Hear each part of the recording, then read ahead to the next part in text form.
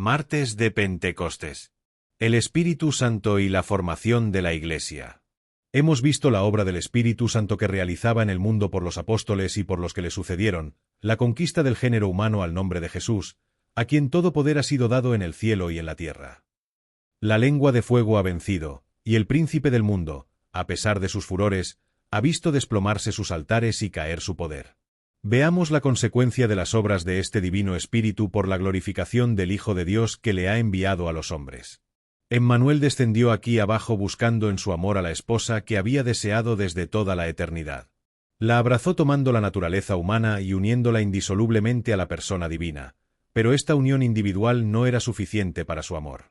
Se dignó aspirar a poseer la raza humana entera, le era necesaria su iglesia, su única, como la llama en el Cantar de los Cantares, su iglesia formada de la flor y nata de todos los pueblos, llena de gloria sin tacha ni arruga, pero santa e inmaculada.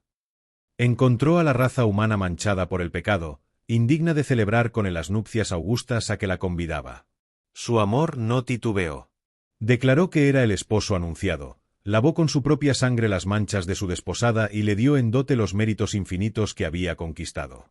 Habiéndola preparado para sí mismo, quiso que su unión con él fuese lo más íntima posible. Jesús y su iglesia son un solo cuerpo. Él es la cabeza, ella es el conjunto de los miembros reunidos en la unidad bajo este único jefe. Esta es la doctrina del apóstol. Cristo es la cabeza de la iglesia, nosotros somos los miembros de su cuerpo, somos de su carne y de sus huesos. Este cuerpo se formará por la agregación sucesiva de los hijos de la raza humana que, prevenidos con el socorro sobrenatural de la gracia, quisieren tomar parte en ella, y este mundo que habitamos será conservado hasta que el último elegido que falte aún a la integralidad del cuerpo místico del Hijo de Dios se haya unido a ella por toda la eternidad. Entonces todo estará consumado y la última de las consecuencias de la encarnación se cumplirá. Ahora bien, de la misma manera que en el Verbo encarnado la humanidad está compuesta de un alma invisible y de un cuerpo visible, así la Iglesia será a la vez un alma y un cuerpo, un alma cuya belleza solo podrá contemplar acá abajo el ojo de Dios. Un cuerpo que atraerá las miradas de los hombres y será testimonio admirable del poder de Dios y del amor que tiene a la raza humana. Hasta los días en que estamos, los justos llamados a reunirse bajo el divino jefe habían pertenecido solo al alma de la Iglesia, porque el cuerpo no existía aún. El Padre Celestial los había adoptado por hijos suyos, el Hijo de Dios los había aceptado por miembros suyos y el Espíritu Santo, cuya acción veremos más adelante, había realizado íntimamente su elección y su consumación. El punto de partida del nuevo orden de cosas está en María. En ella residió primero la Iglesia completa, alma y cuerpo. La que debía ser también tan realmente la madre del Hijo de Dios según la humanidad, como el Padre Celestial es su Padre según la divinidad, debía ser en el orden de los tiempos como en la medida de las gracias, superior a todo lo que había precedido y a todo lo que debía seguir. El Emmanuel quiso también colocar por sí, fuera de su madre muy querida, los fundamentos de su Iglesia. Puso con sus benditas manos la piedra fundamental, levantó sus columnas y hemos visto cómo empleó los 40 días que precedieron a la ascensión en la organización de esta iglesia aún tan limitada, pero que un día debía cubrir todo el mundo. Anunció que estaría con los suyos hasta la consumación de los siglos. Era prometer que, cuando subiese al cielo, la raza de sus discípulos se perpetuaría hasta el fin de los tiempos. Para el cumplimiento de su obra que sólo había bosquejado, contaba con el Espíritu Divino. Era también menester que este Espíritu Santo descendiese para perfeccionar y confirmar a los elegidos. Debía ser su paráclito, su consolador, después de la partida de su Maestro. Era la virtud de lo alto que debía protegerles como una armadura en sus combates. Debía ponerles en la memoria las enseñanzas de su Maestro. Debía fecundizar con su acción los sacramentos que Jesús había instituido y cuyo poder estaba en ellos por el carácter que había impreso en sus almas. He ahí porque les dijo: «Os conviene que me vaya, porque si yo no me voy, el Paráclito no vendrá a vosotros». El día de Pentecostés vimos al Espíritu Santo obrar sobre la persona de los apóstoles y de los discípulos. Ahora nos hace falta verle poner manos en la obra de la creación, del mantenimiento y perfeccionamiento de esta Iglesia, a quien Jesús ha prometido asistir con su presencia misteriosa hasta la consumación de los siglos. Comienzos de la Iglesia. La primera operación del Espíritu Santo en la Iglesia es la elección de los miembros que deben componerla. Este derecho de elección le es de tal modo personal, que, según las palabras del texto sagrado, los discípulos mismos que Jesús escogió para ser las bases de su Iglesia, los eligió con el concurso del Espíritu Santo. Le vimos el día de Pentecostés principiar su obra por la elección de 3000 personas. Pocos días después son conquistadas otras 5.000 mediante la predicación de Pedro y Juan bajo los pórticos del templo. Después de los judíos llega a su vez a los gentiles. El Espíritu Santo conduce a Pedro a casa del centurión Cornelio, y penetra en este romano y en sus familiares, eligiéndoles así para la naciente iglesia y llamándolos al bautismo. La liturgia nos hizo revivir este pasaje en la misa de ayer. ¿Quién podrá seguir en adelante la marcha de este Espíritu Santo, que nadie ni nada será capaz de impedir? La voz de sus elegidos recorre toda la tierra y su palabra de fuego resuena hasta en los últimos confines del mundo. El Espíritu Santo les precede y les acompaña siempre y es quien hace la conquista, cuando ellos hablan. En los principios del siglo III, un escritor cristiano pudo decir a los magistrados del Imperio Romano: «Somos de ayer y todo lo llenamos, vuestras villas, vuestras ciudades, vuestros campos, los palacios, el senado, el foro». Nada resiste el empuje arrollador del Espíritu Santo. No pasaron todavía 3 siglos desde la manifestación del día de Pentecostés y elige para miembros de su iglesia a los mismos Césares. Así se va formando poco a poco la esposa que Jesús aguarda y cuyo crecimiento y desarrollo contempla con amor desde el cielo. En los primeros años del siglo IV, esta misma iglesia, obra del Espíritu Santo, traspasa los límites del Imperio Romano. Y si en este mismo imperio se encuentran esparcidos grupos aún aferrados al paganismo, han oído por lo menos hablar de ella, y la misma rabia que le profesan es un testimonio fehaciente del potente desarrollo que alcanza ante sus ojos. Desarrollo de la Iglesia. Mas no vayamos a creer que el papel del Espíritu Santo se limita a asegurar el establecimiento de la Iglesia sobre las ruinas del imperio pagano. Jesús quiere una esposa inmortal, que sea cada vez más conocida, por su presencia, en todos los lugares y en todos los tiempos, superior a toda otra división de la raza humana por la expansión de su imperio y el número de sus miembros. El Espíritu Santo no debe detenerse en el cumplimiento de su misión. Si Dios se ha propuesto sumergir al imperio culpable en la inundación de los bárbaros, es este un nuevo triunfo para el Espíritu. Dejadle que penetre y agite suavemente esta formidable masa. Tiene allí sus elegidos, y los tiene por millones. Ha renovado la faz de la tierra pagana y renovará la del mundo bárbaro. Los cooperadores que se preparan no le traicionarán. Crea sin cesar nuevos apóstoles, y siendo como es tan poderoso, de todos hace material apto para su obra.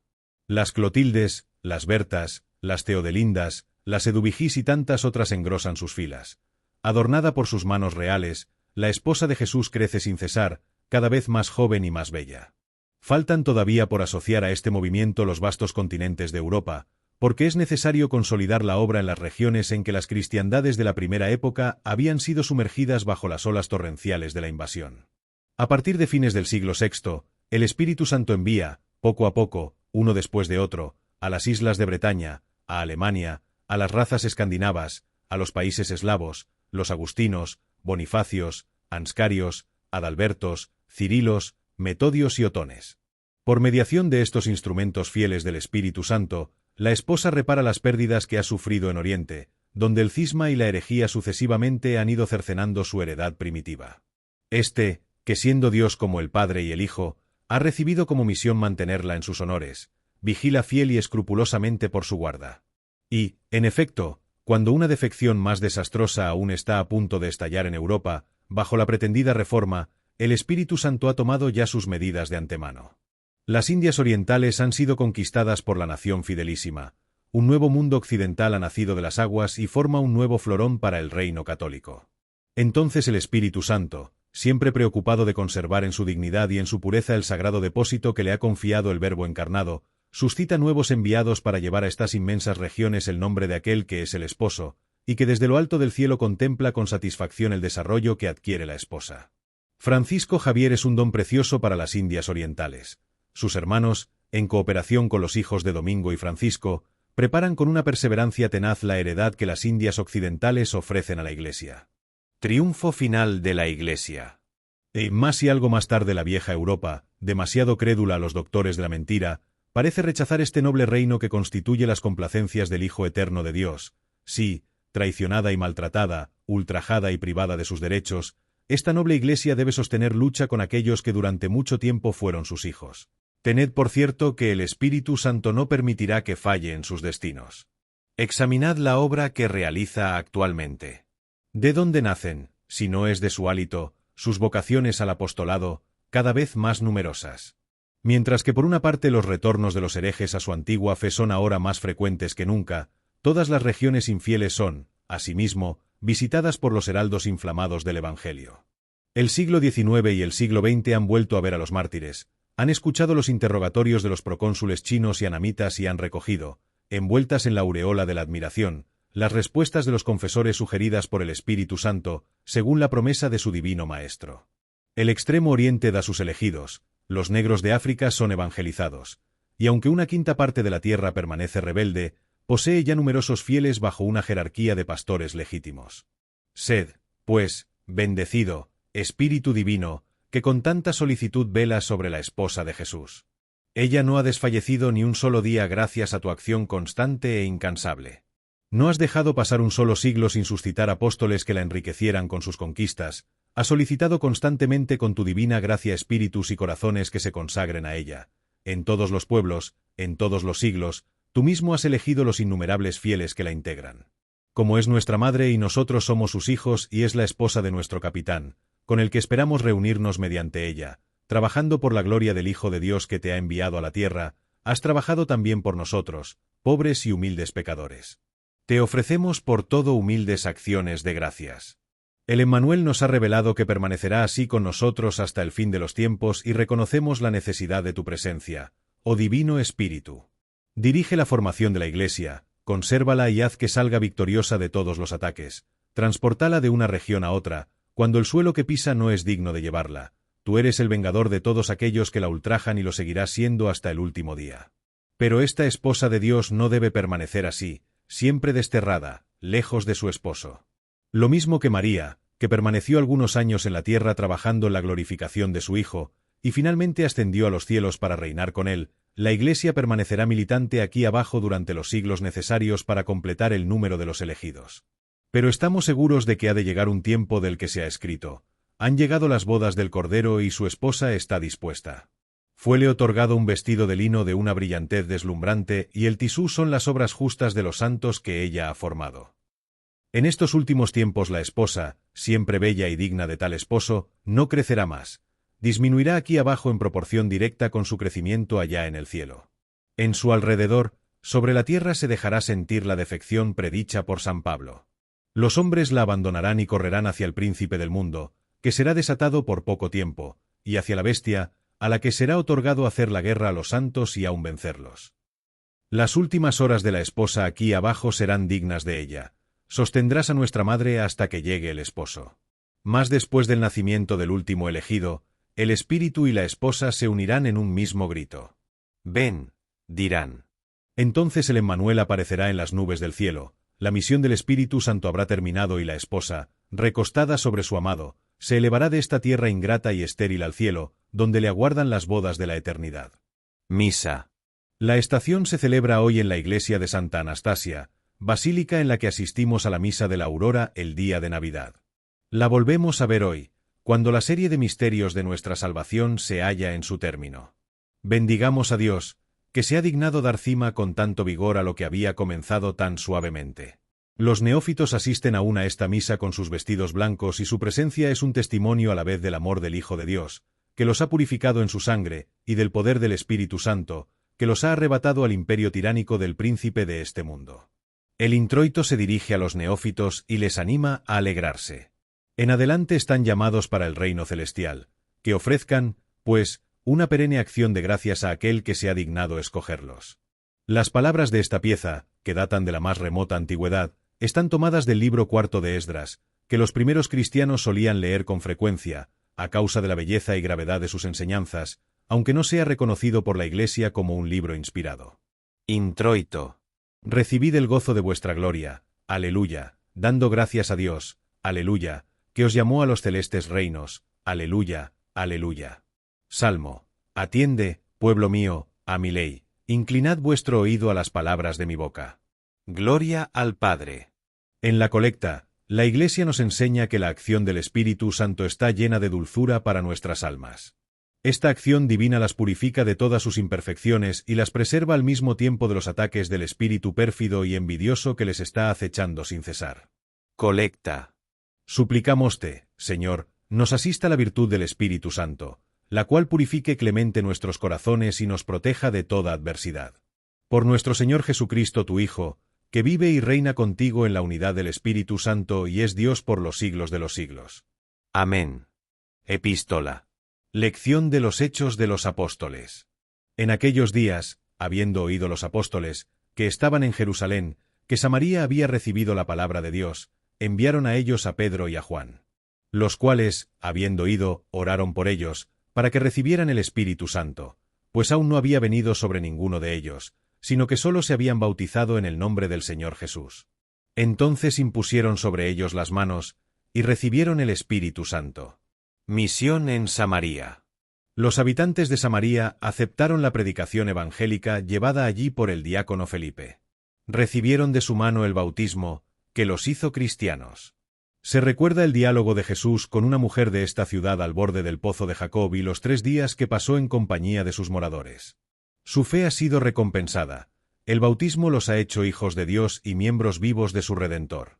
Pero es necesario aún que reciban el Espíritu Santo en el sacramento que da la fuerza.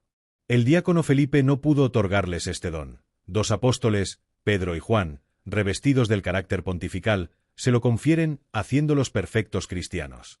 Este relato nos viene a recordar la gracia que el Espíritu Santo se ha dignado hacernos, imprimiendo en nuestras almas el sello de la confirmación. Estémosle reconocidos por este bien que nos ha unido a él con lazos más estrechos, haciéndonos al mismo tiempo capaces de confesar valientemente nuestra fe en presencia de todos los que quieran ser nuestros jueces. Aleluya. Aleluya. Aleluya. El Espíritu Santo os enseñará cuanto yo os he dicho. Aleluya. Aquí se arrodilla. Ven, Espíritu Santo, llena los corazones de tus fieles, y enciende en ellos el fuego de tu amor. Se canta a continuación la secuencia Vení, Sancte Spiritus. Venid, Espíritu Santo, y enviad desde el cielo un rayo de vuestra luz. Venid, Padre de los pobres. Venid, dador de todo don. Venid, luz de los corazones. Vos sois el mejor consolador, el dulce huésped del alma, y su dulce refrigerio. Sois descanso en el trabajo, alivio en la aflicción, y consuelo en el llanto. Oh felicísima luz, llenad lo más íntimo del alma de vuestros fieles. Sin vuestra inspiración no hay nada en el hombre, nada bueno y recto. Lavad lo que está manchado, regad lo que está árido, curad lo que está enfermo, doblegad lo que es rígido, enfervorizad lo que está frío, dirigid lo que está descarriado. Dad a vuestros fieles, que en vos confían, vuestros 7 dones. Dadles el mérito de la virtud. Dadles el buen éxito de la salvación. Dadles el gozo eterno. Amén. Aleluya. Evangelio. Continuación del Santo Evangelio según San Juan. En aquel tiempo dijo Jesús a los fariseos: en verdad os digo, el que no entra por la puerta en el redil de las ovejas, ese es ladrón y robador. Mas el que entra por la puerta, es pastor de las ovejas. A este tal abre el portero, y las ovejas oyen su voz, y llama nominalmente a las propias ovejas, y las saca. Y, cuando ha sacado las ovejas, marcha delante de ellas, y las ovejas le siguen, porque conocen su voz. Pero al extraño no le siguen, sino que huyen de él, porque no conocen la voz de los extraños. Este proverbio les dijo Jesús. Pero ellos no entendieron lo que él les dijo. Entonces Jesús les dijo de nuevo: en verdad os digo, que yo soy la puerta de las ovejas. Todos los que han venido, han sido ladrones y robadores, y no les escucharon las ovejas. Yo soy la puerta. Si alguien entrare por mí, se salvará, y entrará, y saldrá, y encontrará pasto. El ladrón no viene más que a robar, y matar, y perder. Yo he venido para que tengan vida, y la tengan en abundancia. Fidelidad al verdadero pastor. Proponiendo este pasaje evangélico a los neófitos de Pentecostés, quiere la Iglesia ponerlos en guardia contra un peligro con que pueden chocar en el curso de la vida. En el momento presente, son el rebaño de Jesús, el buen pastor, y este divino pastor se halla representado ante ellos por los hombres que él mismo ha confiado el encargo de apacentar sus corderos. Estos hombres han recibido su misión de Pedro, y todo el que se halla con Pedro se halla también con Jesús.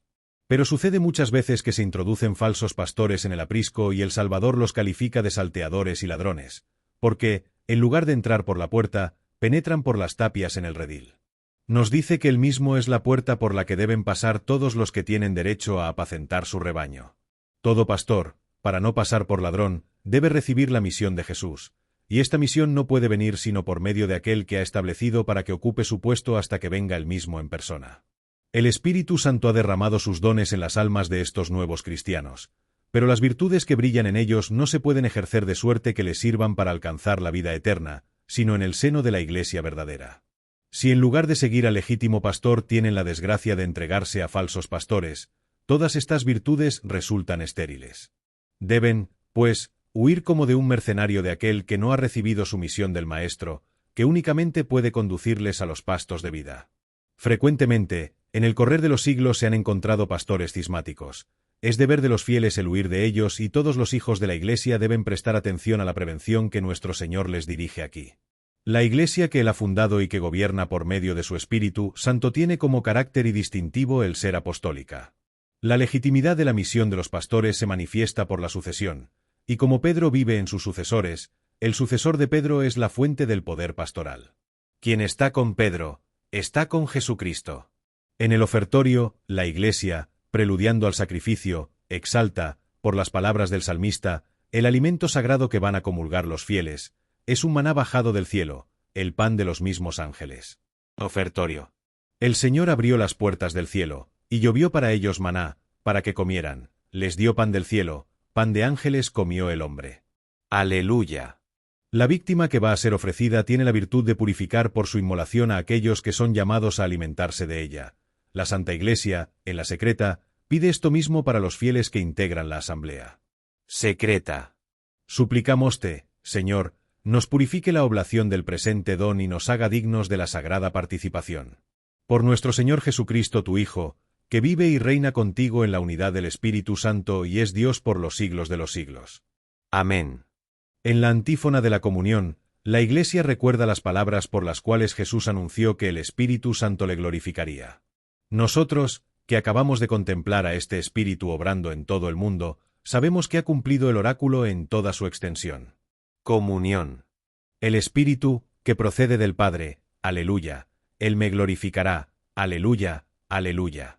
El pueblo fiel ha participado en el misterio de Jesús.